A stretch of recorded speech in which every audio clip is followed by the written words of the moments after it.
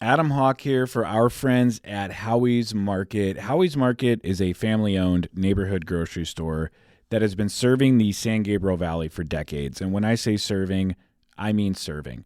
Howie's Market is truly a good steward of their surrounding communities. For years, Howie's has donated groceries to the Foothill Unity Center Food Bank, and as the San Gabriel Valley continues to reel from the devastating Eaton Canyon fire, Howie's Market is upping their donations to the food bank. Beyond that, Howie's is inviting any fellowship listeners in the area to use their market as a donation center for groceries, which they will happily take to the Foothill Unity Center on your behalf. I have been so touched to see all the ways Howie's Market is helping their community in a time of immense and long-term need, and I am proud to call the owners close personal friends of both Ryan and me. Folks, this is a business that you want to support because this is a business that supports us and, much more importantly, supports displaced community members who lost everything earlier this month. Thank you to Howie's Market for your continued support of this podcast and for making us so proud to be partnered together.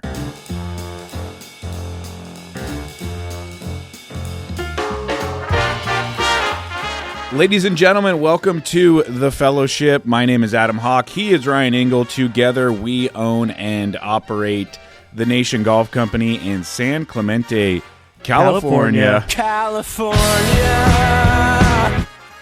And together, we seem to be the only ones running around this giant vessel of the game of golf, telling everyone on board that we have slammed into an iceberg.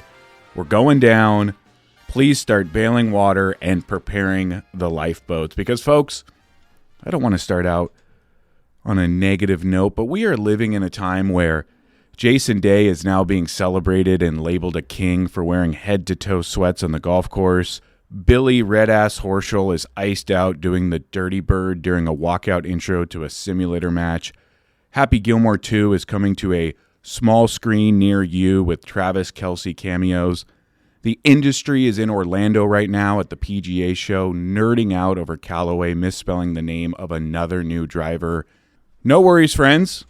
We'll just all wash it down with another 10 riveting episodes of Full Swing on Netflix as Season 3 premieres February 25th. In the words of Principal Seymour Skinner, am I so out of touch? Am I so out of touch? No, it's the children who are wrong. No, it's the children who are wrong. We may get into some or all of that or none of that, but before we do anything else, Ryan Engle, how the HE double toothpicks are you, sir? Well, Adam, I'm great. What a wonderful question. Thank you for asking. I'd like to touch on some of the things you just spoke on. I was going to bring this up before we got on air, but I was a little late this morning, and I apologize for that, my tardiness. No worries. The whole shtick that this cool kids club is what I like to call it. The whole shtick that they go by. The umbrella message. It's grow the game, inclusivity, and my favorite, the anti-gatekeeper. But when you realize that the social media golf machine is really in itself just a circle jerk of the same brands, memes, organizations, and PR firms / agencies, and they all gatekeep the brands and creators that aren't part of their mindless network of groupthink. It's just blatant hypocrisy. And they're the ones gatekeeping brands and creators like us because we don't pay to play into their bullshit. And it's just funny how their message of grow the game, inclusivity, and anti-gatekeeper is the opposite of that. They're trying to grow themselves, not the game. They're trying to grow the brand, not the game. They're not trying to be inclusive. They're trying to be exclusive to their network. And they're definitely fucking gatekeepers. Apologies to this wonderful listening audience for being 3 days late with this week's episode. Engle was out of town on Monday for the holiday and didn't have any iPod broadcasting equipment on his person. And now, these days, I am in Los Angeles on Tuesdays and Wednesdays, so this is the first time we have been back together since... I mean, we could have been together and done the pod on Monday. This is the first time we've been back together since... I mean, we could have. This is the first time we have been back together since the wonderful time we spent together with our families. Was cut a little short. Out at the Bob Hope Desert Classic. Is there any way we can get these dogs to settle down? Can't even hear it. Look the other way. My ears don't have eyes. Can you just have them lay down or something? Lay down. Sniff that other dog's butt. You see that episode of The Simpsons? This is the first time I have seen you since we spent some wonderful time together with our families out at the Bob Hope Desert Classic. This most recent weekend, it was you, your wife Katie Kai, your almost 4-year-old daughter Palmer, me, my wife Mina, my 8-year-old daughter Penelope, and my now 6-year-old son Johnny. Happy birthday, Johnny. And our good pals Colin and Paige. Colin Emery, that is, 2023 Man of the Year. The 9 of us under one swanky roof in La Quinta, California, just a few miles away from PGA West, the western home of golf, or as you like to call it, Engle. PGA Worst, the western home of stucco in America. We all got in Friday, then we went to the tournament on Saturday. I saw Patton Kazire and his caddy Dino of the Dynamite Golf brand. Congratulated them on winning the Pro Tour last year. Patton Kazire, just a class act. He came over, met my family, saw my kids. My son was wearing a Sonic the Hedgehog sweatshirt. And Patton then gave Johnny his phone. And Patton had a Sonic the Hedgehog app on his phone. And he told my son, "Get yourself a game." So he allowed my son to play on his phone while he continued talking to us. That was great. Then we made our way to the range, and we met up with Joe Etter and his new boss, Davis Thompson. Davis, who won the John Deere last year. Davis signed a glove for my son, Johnny. And then we met up with your traveling gang of 5 for lunch. Together, the 9 of us watched PK make the turn. And then we made a pit stop for drinks as we were on our way to go find Joe Etter and Davis Thompson. And that pit stop for drinks lasted 2 hours. Boy, that really bothered you, didn't it? Did not bother me at all. It did. What's bothering me right now is you show up late for this podcast, and I can't even get you to podcast. I'm podcasting. You're fighting with your dogs. Because you just told me to fucking make sure they don't make any noise. Gee, many Christmas. What do you want from me? I'm only one man. During this pit stop for drinks, we were very close to the scoring tent. Ricky Fowler had finished up on 18 at PGA West Stadium.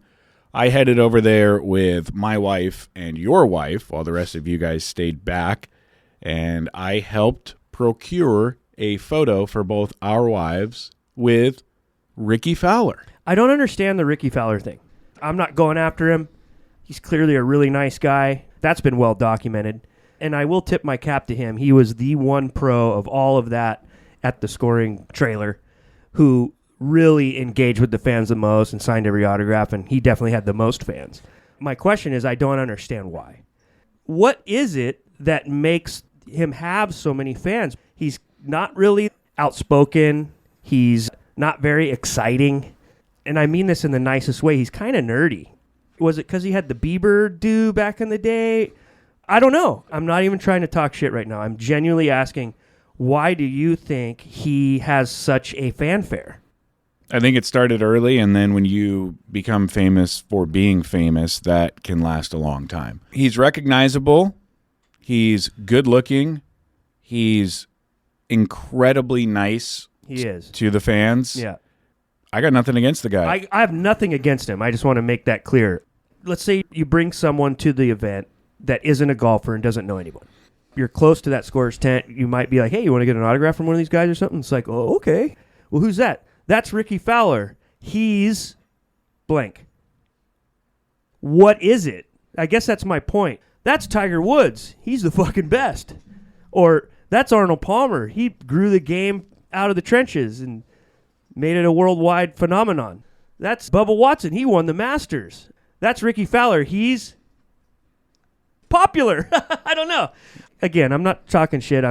I find it interesting that he's that much of a magnet out there. Again, really cool. And you pointed this out on our 2-hour break. Hey! And you pointed this out on our 2-hour break that he's really good. He's really good with the fans. So I like that. After we hung out at the scoring tent for a little bit, we backtracked and watched Jet and Davis Thompson play the final 2 holes of their day. And then we spent some time with each of them outside said scoring tent afterwards. That was great to chop it up with Davis, meet his wife, talk to Joe. They made the cut and went on to have a decent Sunday and got paid for their efforts of coming out to the desert. And then after they went on their merry little way, the 9 of us piled into the vacated driving range, and we awaited the 5-person act known as Sleepless Nights. Journey, folks. You.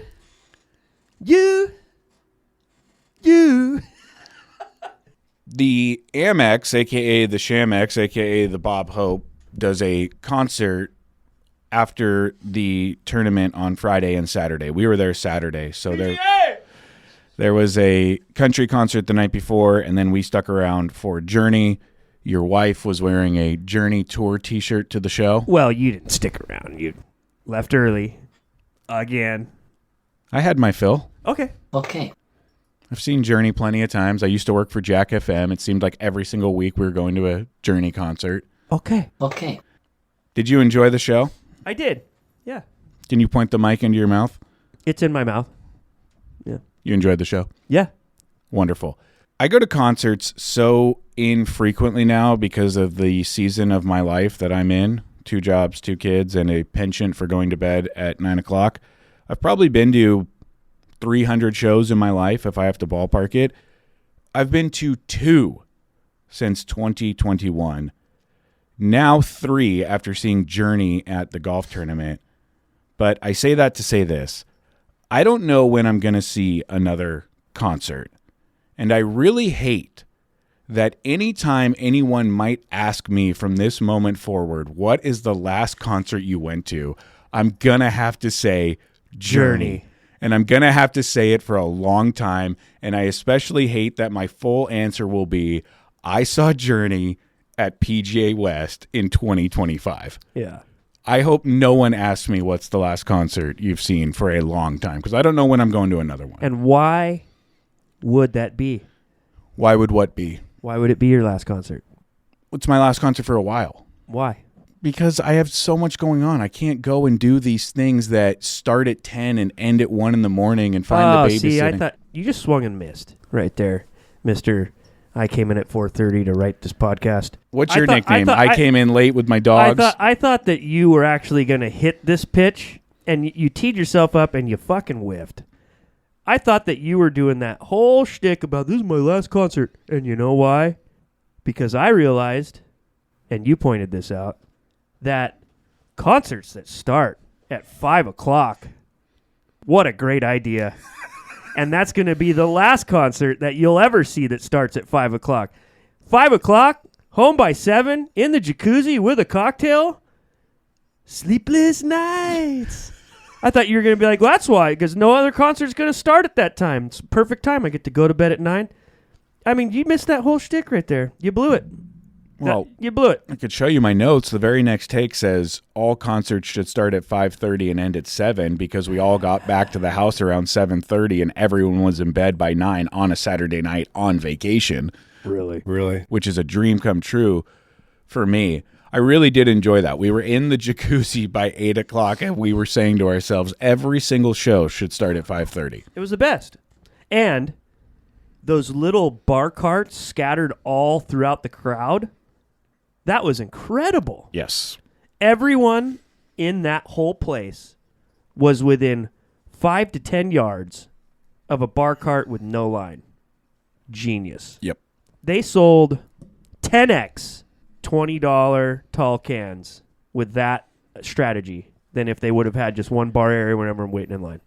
That was Saturday night. I peeled out very early Sunday morning with my entire family to get back to Fullerton for church. You stuck around for another couple of nights because you weren't just out there to watch a golf tournament. You were out there to play in a golf tournament. This golf tournament is at your home club, Indian Wells Country Club. It is called the Residents Cup, a play on words from the President's Cup. It's a team event, Ryder Cup style, where the residents of Southern California play the snowbirds of Washington, Idaho, and Canada. People might not know this who don't live in the area. The Coachella Valley, also known as the Greater Palm Springs area, is known affectionately as Canada South. The Canadians flock to the Coachella Valley during this time of year to escape the snow. A lot of them have memberships around the valley and vacation homes.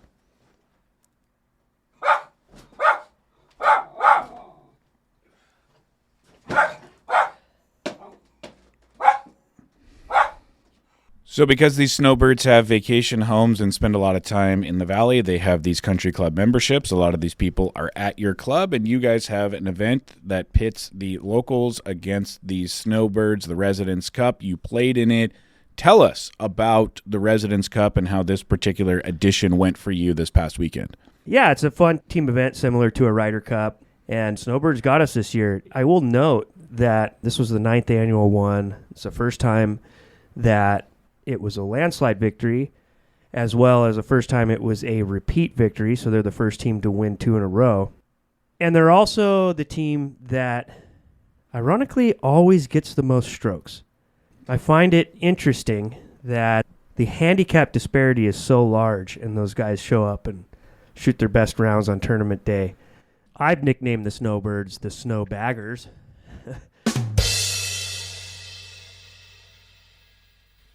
Because some guys just really like to win. The handicap system, if used honestly, is supposed to create a fair and equitable and seesaw type of winning percentage or match. It gives both sides an opportunity to play against each other, and each side has an equal chance to win. It levels the playing field. Right. I mean, my record speaks for itself. I can't get within 4 strokes of whoever I'm playing. If I'm one of the better players in the entire field and I can't win a match in the goddamn thing, men lie, women lie, numbers don't. Well, I'll tell you what that is.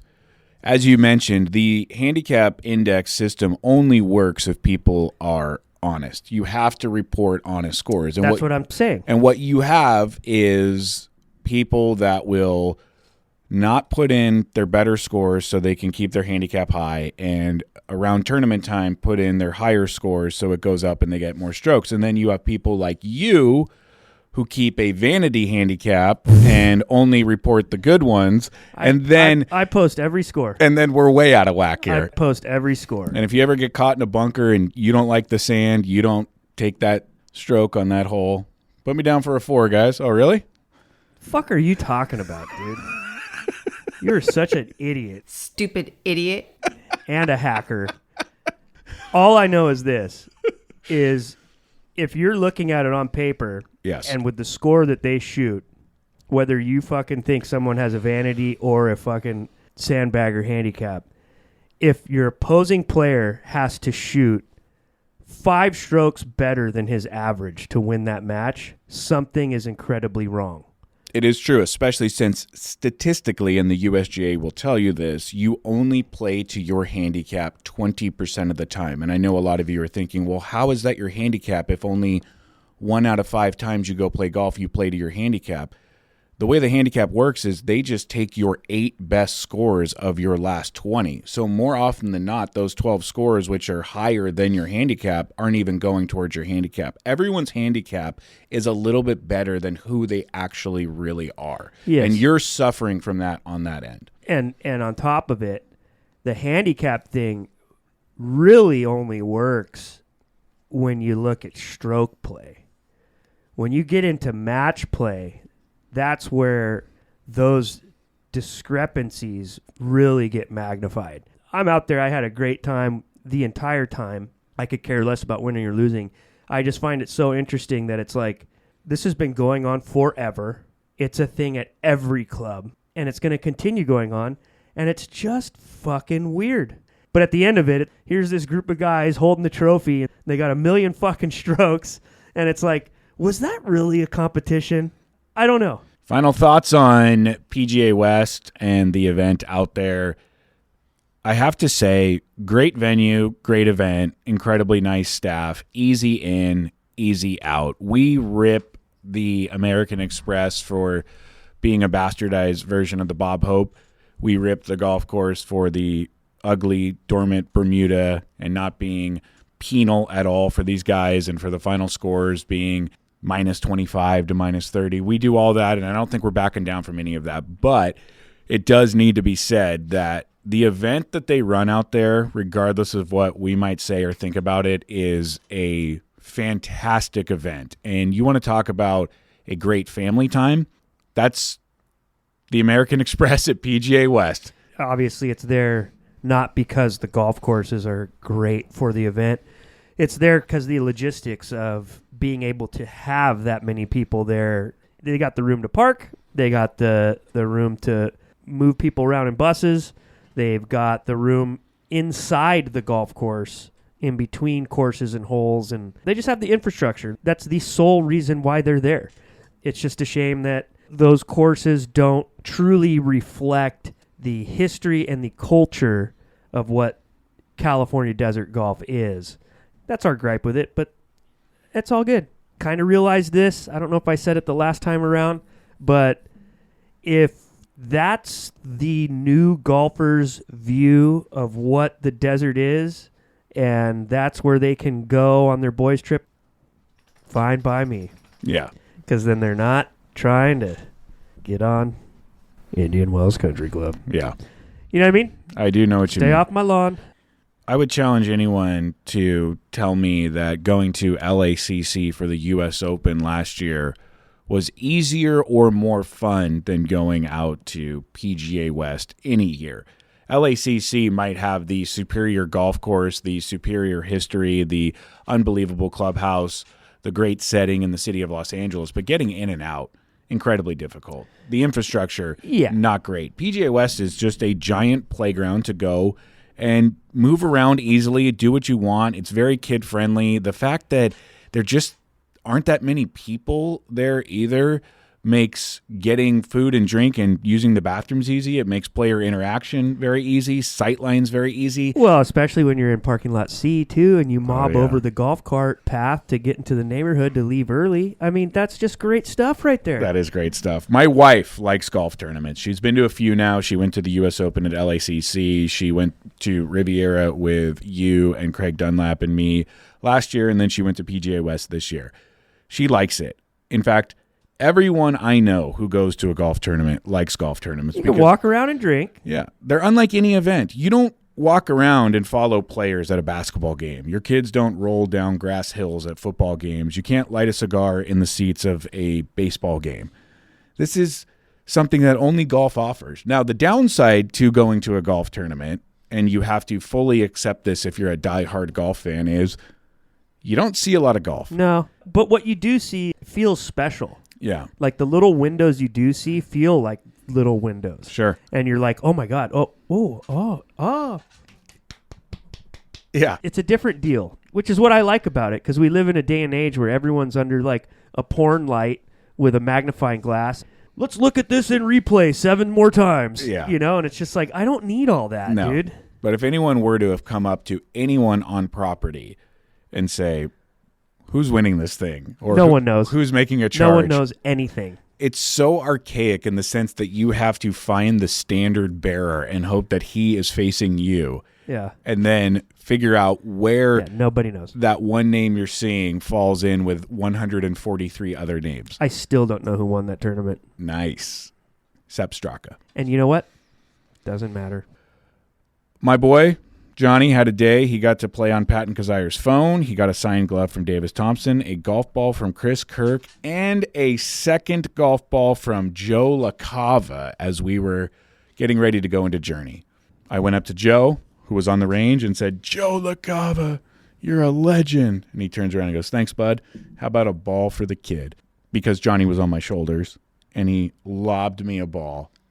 And I was just thinking, don't drop it, don't drop it, don't drop it. One, it would be embarrassing. Two, it would have hit a cart path and bounced very high in the air and started a absolute circus of grown men in quarter zips and Peter Millar polos reaching for a bouncing ball that was thrown for a kid. Right. Luckily, hit the glove hand perfectly and went right up to Johnny, who asked me in the most innocent way, how come everyone keeps giving me golf balls? And I said, because you're a kid at a PGA Tour event. Yeah, just hold on to him so you don't pull a Penelope and bounce that thing down the freaking cart path in Chris Kirk's backswing. Yeah, the Hawk family, the apples do not fall far from the tree. Yeah, you guys have the Midas touch. I've been corrected many times out on the golf course, specifically by Joe Eder, who asked me famously to take it down 4 or 5 notches when I said 8. When I was on the practice green at Riviera.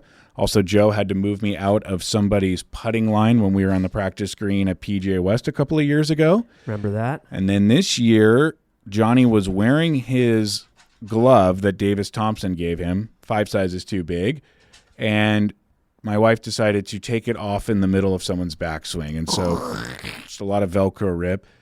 Joe Eder leaned into me and said, that's strike one. That was on hole 2, and then on hole 18, my daughter dropped a ball that Chris Kirk gave him that rolled down right near the tee boxes. Chris Kirk was teeing off. Yeah. And Joe Eder said to me, that's strike 2. And I told Joe, don't put it past me to find strike 3 between 18 tee box and 18 green. Luckily, there was no strike 3. Just think of how bad you would have been had you not ever met me. You'd still be climbing out of the high side of bunkers, parking your car by the green, blocking the service entrance to the workers, and leaving your club on the opposite side of the exit strategy of the green. You'd be doing all those things still, oblivious to the nuances of golf course etiquette. Should we let the dogs in since they're just scratching on the door? I just can't win with you today, can I? I feel like the guy that can't win. Go lay down. Moving off of the American Express, the Shamex, the Bob Hope, Ryan, I want to test your knowledge right now.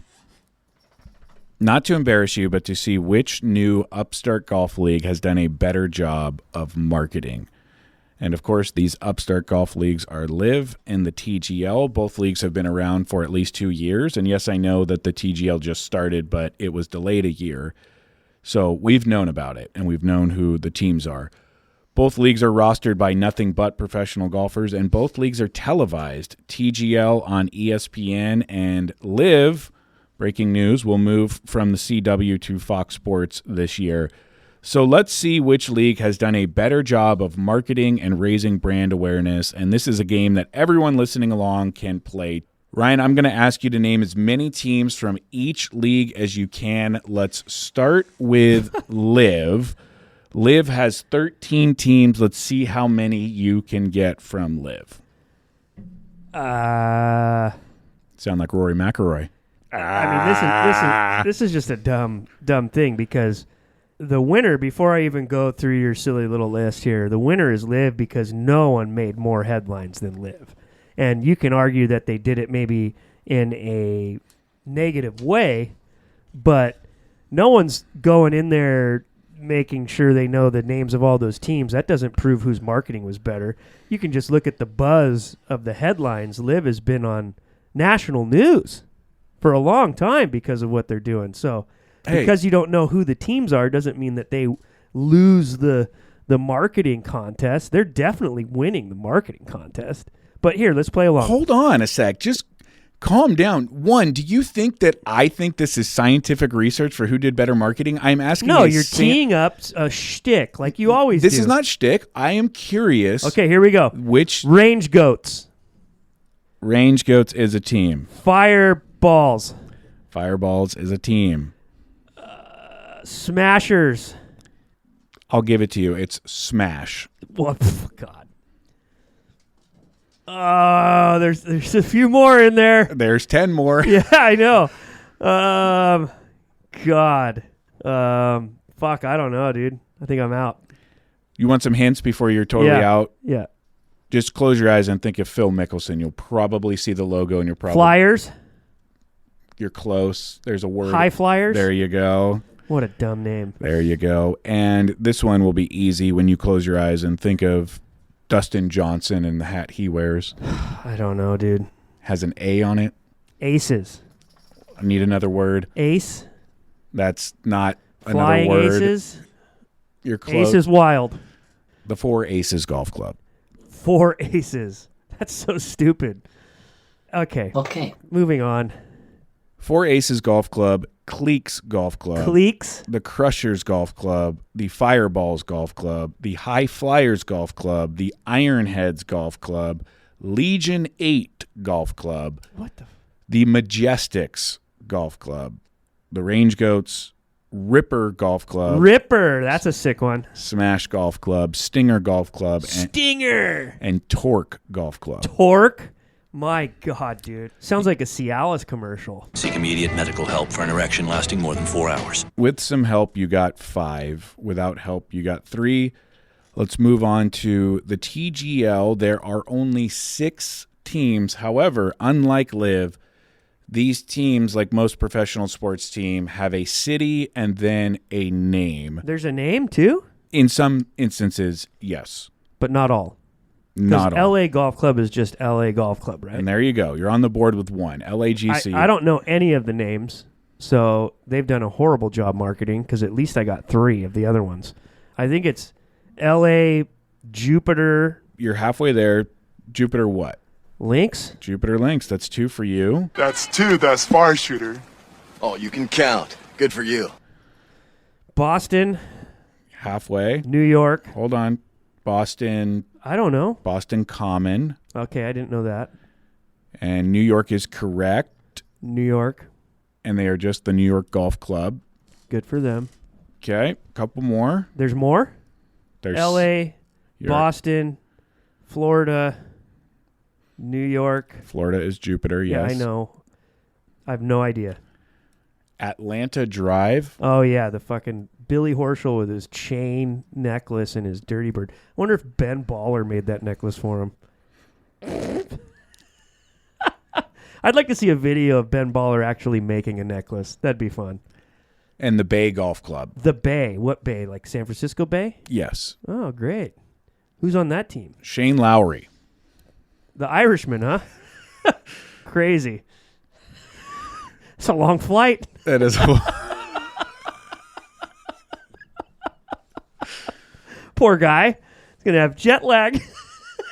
It's so embarrassing that they assigned cities to this whole thing. We've already gone over it. They Have did you it- noticed no one's there? Yes. Did you notice that on week 3? I didn't watch all of it. I turned it on for a second. There's no one in the stands. Empty seats. You can hear that there's no one in there also. We've talked about how embarrassing it is that they assign cities to these teams because these guys aren't from the cities. But they did that purely for marketing so they could go to a city like Los Angeles, a city like New York, a city like Boston, and sell them gear. I get it. But as Ryan was just remarking, that's a long flight for the Irishman, Shane Lowry, to go represent the Bay, even though he only has to go to Jupiter because they play all the games there. Point still well taken, point very funny. Watching these guys who aren't from the city try to play up the city, Yeah. we've seen 2 instances of it. Justin Rose walked out during the LAGC match and made the LA sign with his hands. This is an Englishman, Justin Rose, throwing up the LA hand sign. Very embarrassing. And then, as you mentioned just now, and I mentioned at the top, red-ass Billy Horschel coming out with the Dirty Bird iced up bling necklace. This is a man so famously from Florida and so famously a rival of Georgia, where Atlanta is, that to see that guy wearing a Dirty Bird necklace would be like seeing you, Ryan, model Malbon clothing at the American Express. So the city stuff is hilarious, and the way that these players who aren't from the cities are choosing to represent the cities, also hilarious. 3 weeks into the TGL, I do not see how this thing makes it past whatever they are contractually obligated to do. It's got to be a one and done season thing, right?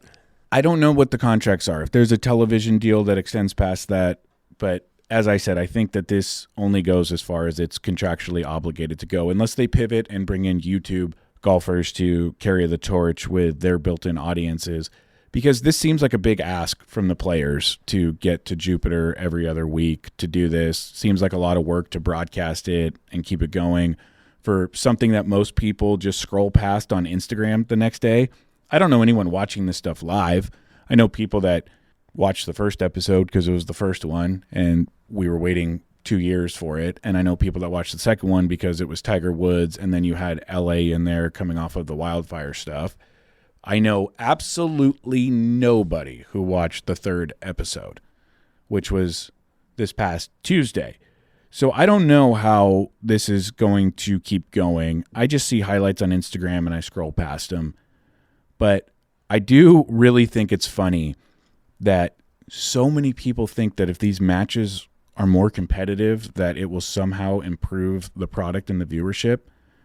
The XFL and the Big Three League and every other bastardized league of established top-level sports could play the closest and fiercest games ever, and it wouldn't matter. The product is lame. The game is lame. Nothing is saving that. And I don't say that to be negative or to hate. It's just a fact. If every game in the XFL ended in a last-second winning Hail Mary, it wouldn't have saved that league both times that it failed. It's still bad second-rate football. A bad product is a bad product. Well said. Competition and close matches aren't going to save the TGL from being a simulator golf league played inside an inflatable dome at a community college in Florida. Your thoughts on Jason Day wearing sweatpants to the Pro-Am at Torrey Pines? It's so funny. It goes right into my first bit this morning, something that I've said for years now. This whole circle of the wagons of what is the cool kids club of social media network with the brands, the creators, the memers, actors, the agencies, the PR guys. It's the same group of the same people trying to do the same thing over and over again.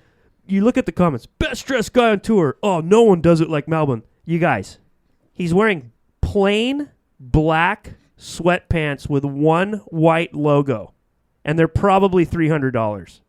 I'm not even going to get into the doesn't fall into the dress code of golf. I'm not even going to fucking start that argument. I'm just pointing out how stupid you all are, how sheepish everyone is, just because you have been fooled that the disruptor and the new cool brand and the guy who's taking the risks of fashion and going against the thing. Okay, that's a fair argument. What's the result? Where's the execution? An all-black sweatsuit with one white logo? That's what you're caping up for? Look, I know it's hard to step out of your little cool guy club, but if you were a grown man, an honest grown man, you would see things for what they are. That was whack. It was fucking basic. You can't argue that. And it's just not that well done. You caping up for Jason Day's black sweatsuit with one white logo, you're basically like the Vanity Handicap of men's golf fashion. Be yourself. Think for yourself. Look with your own eyes. And stop trying to worry about being included in some project that's just a guy and a group of people trying to build up hype to sell to a big company one day. That's all this is. You are not going to be wearing Malbon when you're 80 years old. Maybe it's time to step away from the kids' table and come check out what the Escargot and Prime Steaks taste like. I like pushing the boundaries of the dress code. Look what we do. We took a hard collar shirt that was the staple of golf for so many years, and we put our little swanky thumbprint on it, design skills, and that's cool. But to say that you're just some like design genius for doing a black sweatsuit and everyone's like, oh man, this goes hard. What? The fuck? I have cooler pajamas than that. At the time of taping this, still no word on where they are moving the Genesis, but what has changed between our last episode 10 days ago and our episode today is that they did announce they were moving the Genesis. It will not be played at Riviera. That is the absolute correct decision. Kind of crazy they haven't announced it. The leaders in the clubhouse to host the Genesis on this one-off year, Torrey Pines, PGA West, TPC Scottsdale, and Shadow Creek in Las Vegas. Venues that host PGA Tour events have to check a lot of boxes to be able to pull off the feat. The course has to be in pristine condition, and that's not something you flip a switch and get overnight. The course has to be long enough for these pros. The property has to have a footprint that can take on 5 to 10, 15, 20,000 people every day, park them, feed them, get them into bathrooms.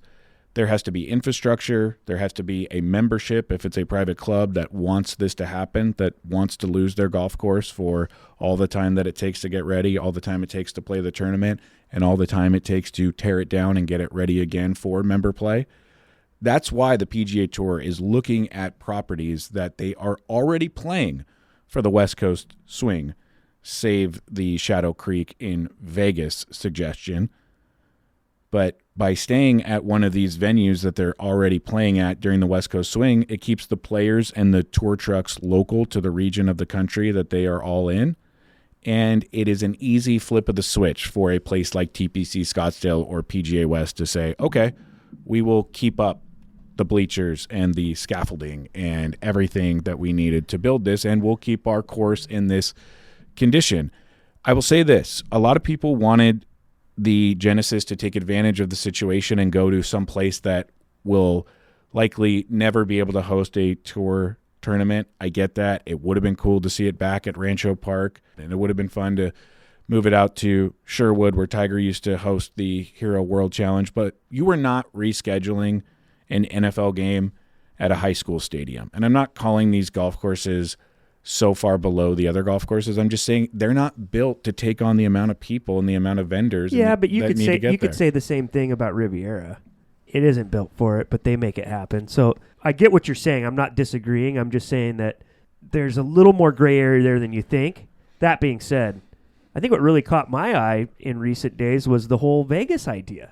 Mm-hmm. That seems like that makes a lot more sense because PGA West Stadium, I don't know, man.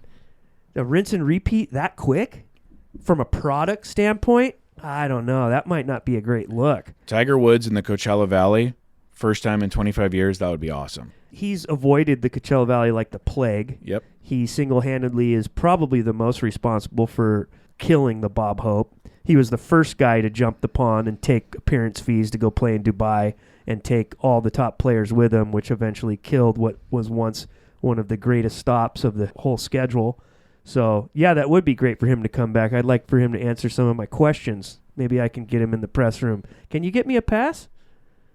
SCGA, shout out Frank. Get me a pass, press room. If they come to the Des, your boy wants parking lot C, he wants a lanyard, and I want to be sharpening my pencils because I got a lot of questions. Got a lot of questions for the Tiger, man. Mr. Eldrick. Okay. To your rinse and repeat notion, of course, not a great look, but at the same time, they do not have a choice here. They have to do something. They have to do it quickly. Oh, they have a choice.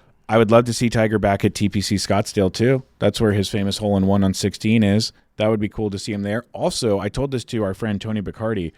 I would love to see a non-waste management open played at TPC Scottsdale because I like the golf course. I don't think they can. I think the demographic and the local fans there, I think that's just the way it's going to be. Will it be a little more subdued? Probably, because they won't be played into it. They're not going to be selling merch that says wasted open, you know.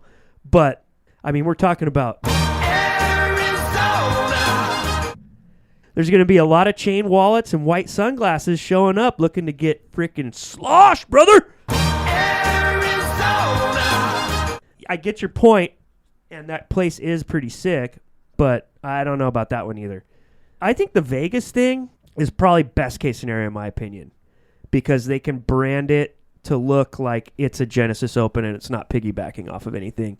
And the players like going out there, plenty of infrastructure. The course is pretty pure, although it's kind of resorty. If I was Genesis, that would be my number one pick. I wanted it to stay in LA somehow. There was part of me that thought that maybe that could happen, but when you really start thinking about it, I don't know. Sherwood was the only place I could have thought of that they could have done it. Mm-hmm.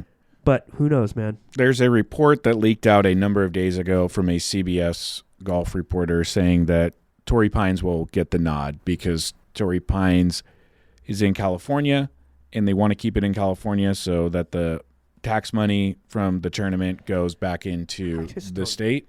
And the fact that they have 2 courses helps them move the field around, although I also don't really get that because Riviera has 18 holes and they move the field around. Yeah, I don't know. Of all the rinse and repeat courses on the table, PGA West, TPC Scottsdale, and Torrey would be the last one I would want to see it at because I've seen Tiger at Torrey like everyone has for 20 years. I want to see Tiger at a place that you don't see him at, which is Scottsdale or PGA West. Moving on and starting to wrap the pod, thanks to everyone that reached out after last week's episode regarding the LA wildfires. We appreciate everyone that listened, and we always encourage you to share your thoughts.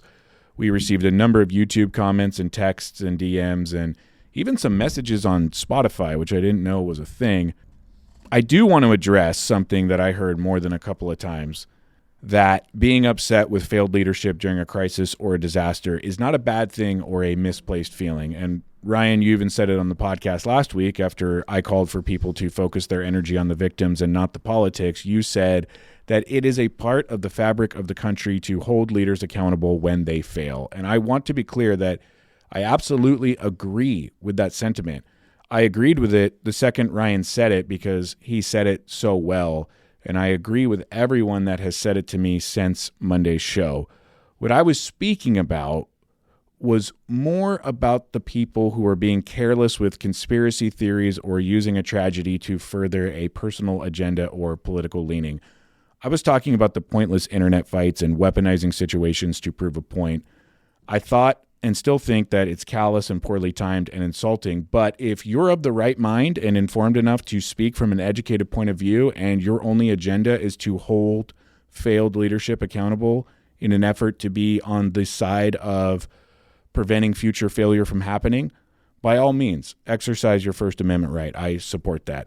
I think anyone that wants to be critical in the immediate aftermath of an event should ask themselves the question, am I being critical to be helpful, or am I being critical to further my own agenda? And be honest and truthful when you answer yourself. Do some reflection, take 5 or 10 minutes to consider your position and your biases, of which we all have, and figure out if you're helping others or just helping yourself. That's all I have to say about that. And thank you for everyone that echoed Ryan's sentiments. I do agree with what all of you said. So you agree that the leaders of Los Angeles failed? I agree that it's your right to say that. You don't think they failed? I agree that it's anyone's right to say that if they are coming from it from a point of trying to help and not further a political agenda. Noted. You didn't think they failed?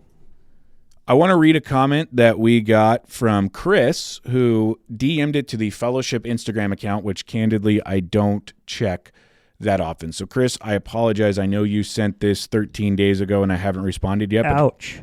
But here we go. We will respond right now, right here.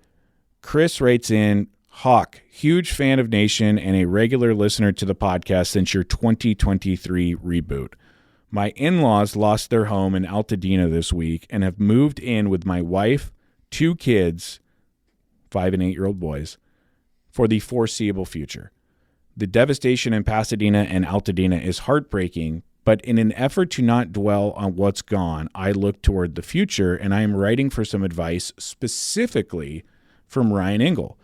As you guys have referenced on the pod, Ryan's in-laws live with him, so I would love to hear his tips from the tips for long-term success in a similar situation. I'll hang up and listen. Thanks. Hope you have a great weekend. Cheers, Chris. Chris would like to know what it's like living with your in-laws and how to make that successful. Before you answer, Chris, so sorry to hear about what your in-laws lost. It's insane that that story of losing a home has been something I've been told, and so many people have been told dozens and dozens of times. To know this many people affected is heartbreaking, and I am a silver lining guy. It's really awesome that you and your wife and your family have a place for them to stay, and I hope they get back on their feet, and I'll let Ryan give his advice on what it's like living with in-laws. Well, Chris, as they say, you can't pick your family. Sometimes that's good or bad, because if there's a difference of style and opinion and culture there, it could be really difficult.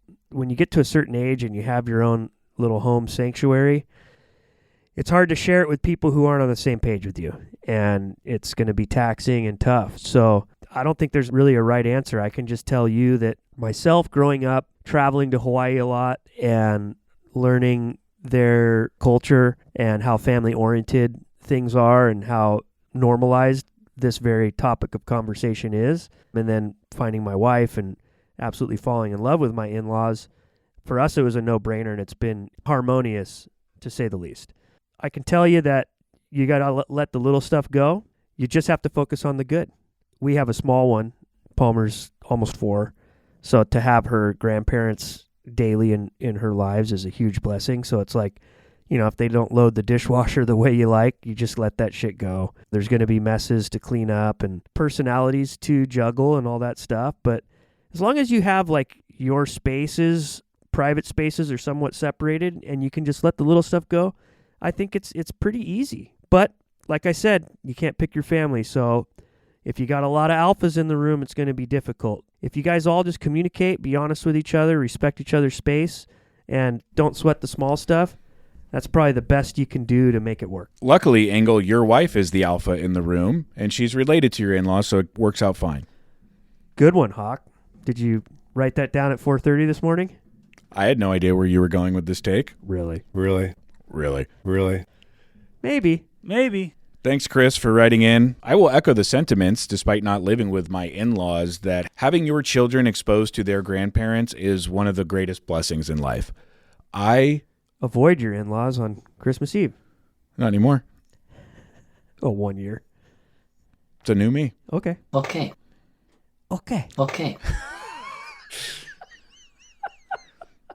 I am from Seattle. I am the only one of my immediate family of 6 Aren't you from San Diego County? Born in Poway, moved to Seattle okay. when I was 9. Noted. Continue. I am from Seattle. I am the only one of my immediate family of 6 that moved down here. When I was lucky enough to meet my wife in Los Angeles and start a family down here, the major downside is my parents don't live here. They get snubbed. They are living the life of grandparents who do not have easy access to their grandchildren. Mm-hmm. That is heartbreaking. Yeah. You only get one life. My kids get one life. I get one life. My parents get one life. And you're only one man. And I'm only one man. And to not have my kids around my parents more is horrible. Really. I feel guilty about it. That said, they have a wonderful relationship with my wife's parents. They see them weekly.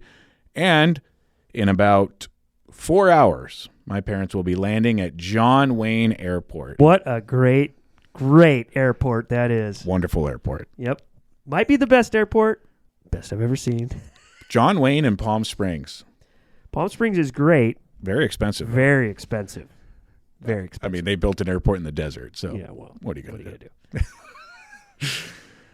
Mr. Adam Hawk, ladies and gentlemen, Mr. Adam Hawk. Cherish the time that you have with your in-laws and your kids being around their grandparents.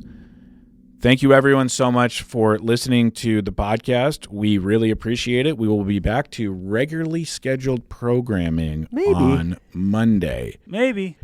If you live locally, come and see us on Saturday. We are having a Grip It and Sip It party. The forecast calls for rain, and folks, we are not tone deaf. As much as a dry night would help us execute this party, the region has never been in more need of rain. So we will happily take the rain, and we will move everyone into the warehouse and do our party in there.